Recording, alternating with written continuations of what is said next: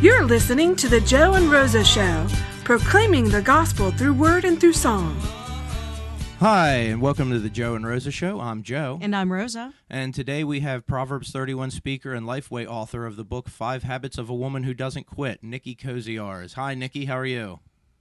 Hey, guys. Thanks so much for having me. I'm excited to be here with you. Thank you. Well, I wanted to see here, your book starts off with a letter to quitters. Can you tell us about that? If there's someone in our audience who is thinking of quitting, what would you tell them? Yeah, so here's what I would say. Everyone at some point in your life is going to want to give up on something or someone. And as I have been getting the book out there into the hands of women across the world, I've gotten back 2 responses. I've gotten back one of, me too, this is so me, and then another response of, I'm not sure if this is me or not.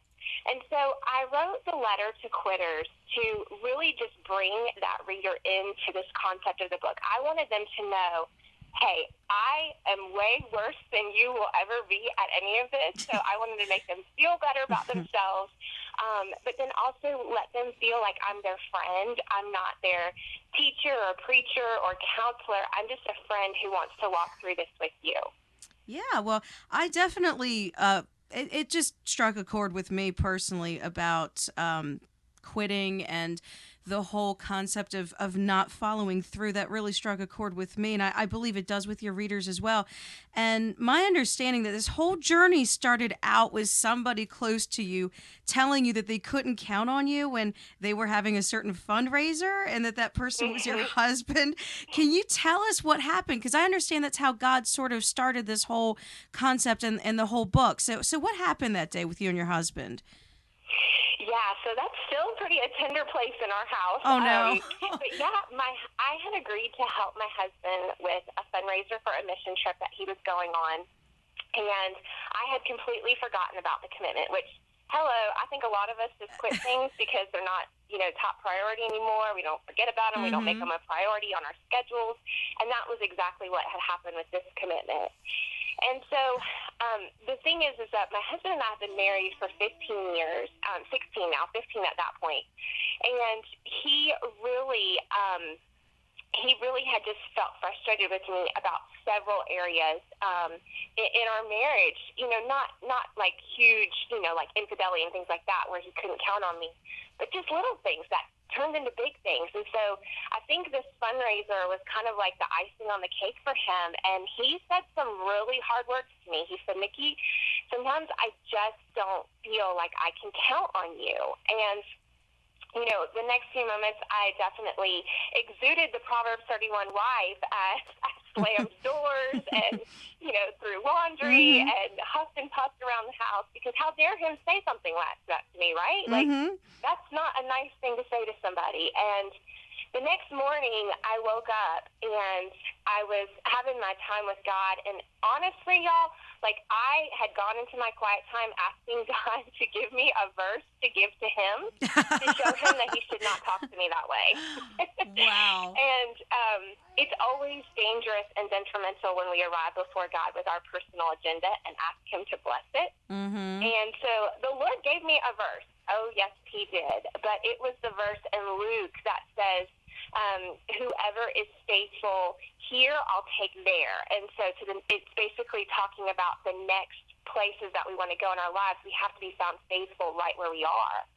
And so I was deeply convicted about that. And I went and I told my husband that I would be at the car wash and bake sale and I would bake some cookies. And that afternoon we got out there and I saw God move in such a powerful way through my family. I mean, they were washing cars for pennies. Wow. But we really saw God's faithfulness through that, and it was just a beautiful reflection of what can happen when we decide that we're going to push past our feelings, past our forgetfulness, push past, what ultimately we want to do and stick out a commitment that we've made.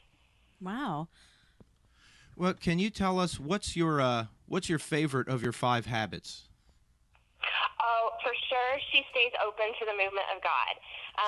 I love that habit because I tend to be a little bit of a free spirit, as you guys learned when you called me this morning. I kind of just, go like just where the wind blows kind of for the day. That's why I have very smart people in place to help me keep my head on straight. Mm-hmm. And I love this idea, though, of how, like, a lot of times when we come into God's presence, we're like, okay, God, here's my plan. Here's how I want to see this fulfilled. Here's what I think you should do through this situation.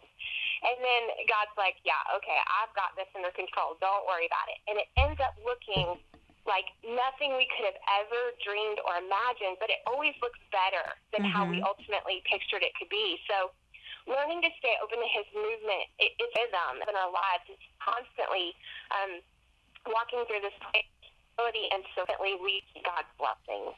Okay, well that sounds really good. I totally relate to being a free spirit. I forget more commitments than I could tell you. That's why my personal assistant is sitting right here. It's Joe, and he'll say, "Hey, look at your calendar." Oops.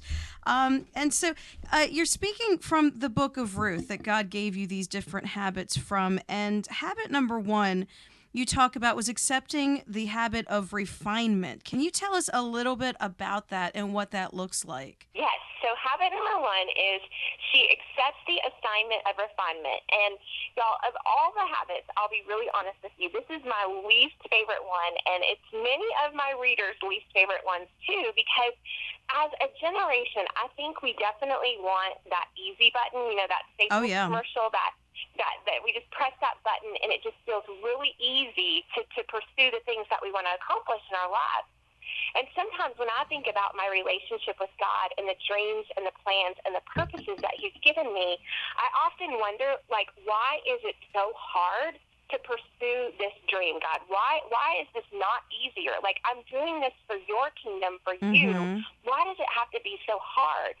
And when I was studying the book of Ruth, I realized at the very beginning of her story, she accepts her assignment of refinement. It's a place where God is shaping her character to match the ultimate calling that he had on her life. And as followers of Jesus Christ, we have to get to this place where we realize, like, we never just suddenly arrive with Jesus and, like, we have got this all figured out and we've perfected our character. I have yet to meet someone who has perfected their character. And so the assignment of refinement in our life is one that continues to go on and on and on. And if we don't accept these places where God wants to strip away some of the characteristics in us that don't match the calling that he's given us, then I think we might ultimately miss the blessing that he has for us at the end of it. I think that's absolutely right. We have to be able to follow whatever he would have us to do. In other words, it's not about getting to a certain place necessarily, but about just where do you have me today, God? And that's accepting or at least my interpretation of when I read that. The second habit you talk about is, so hard following through on the commitment despite how she feels. I feel, just even thinking about that. Can you tell us a little bit about what this one looks like? Yes. So we, and this is, I'm going to be very sensitive to the women listening right now, but let's just be real. We as women, I think, have this struggle more than men.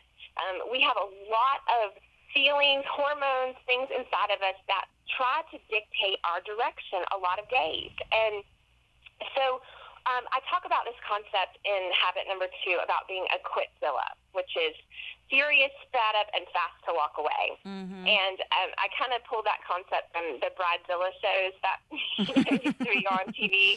And, we've all heard things like that. But it's really this place where our feelings are ultimately telling us what to do every single day. And when a woman makes a commitment to God, to someone else, to herself, her feelings are going to try to convince her that she doesn't have to do that. It's not going to matter.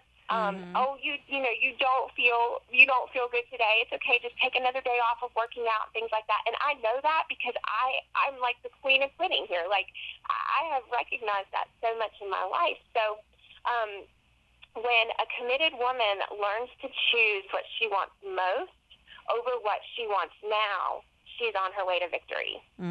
Wow, that is powerful stuff.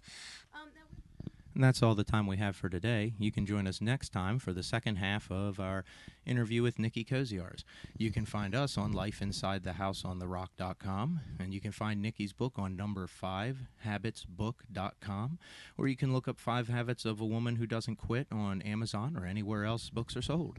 And I'd say that that's not just 5 Habits of a Woman Who Doesn't Quit. That would apply to men too, wouldn't it, Rosa? Oh, I definitely think that the Bible was written for everyone's instruction. This was taken out of the book of Ruth, the stories and the examples. And in the Gospels, we read about stewardship. We read about how we ought to be faithful in what is least, because that's a predictor of what we'll do when we're given much. We are supposed to be diligent, whether the task is easy or hard, or whether we're male or female. So, yeah, I definitely would agree with that, Joe. Yeah, you know, I think they talk about the Proverbs 31 woman. What about the Proverbs 31 man? He's the one that was smart enough to marry her. That's true, definitely. So it was great to have all of you tune in this time. Be sure to catch us next time and enjoy this song called "And It Happened One Night." And remember, don't quit. And it happened one night. 3 wise men saw a light, a star shining brightly from the east, and they knew that it would take them on a long journey that would lead them straight to the King. Now he's no longer a baby, for he lives today in the heart of his children, shining light today, and he's reigning in heaven, where he prays for us, and we celebrate the day he was born on earth.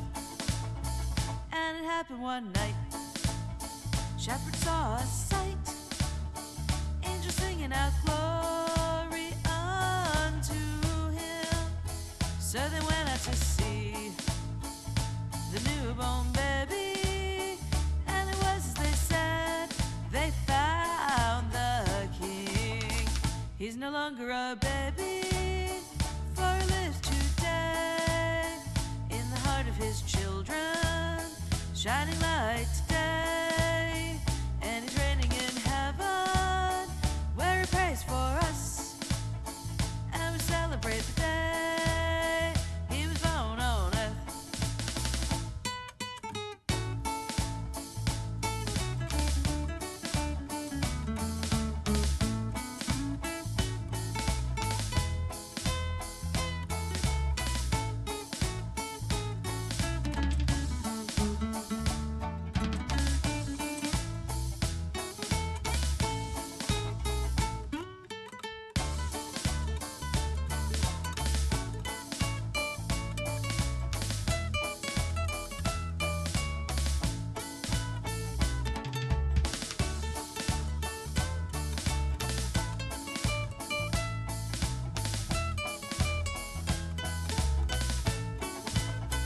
And it happens one night, the Savior shines his light into the heart of a sinner, so that he can see, for sin so black, the Savior shed his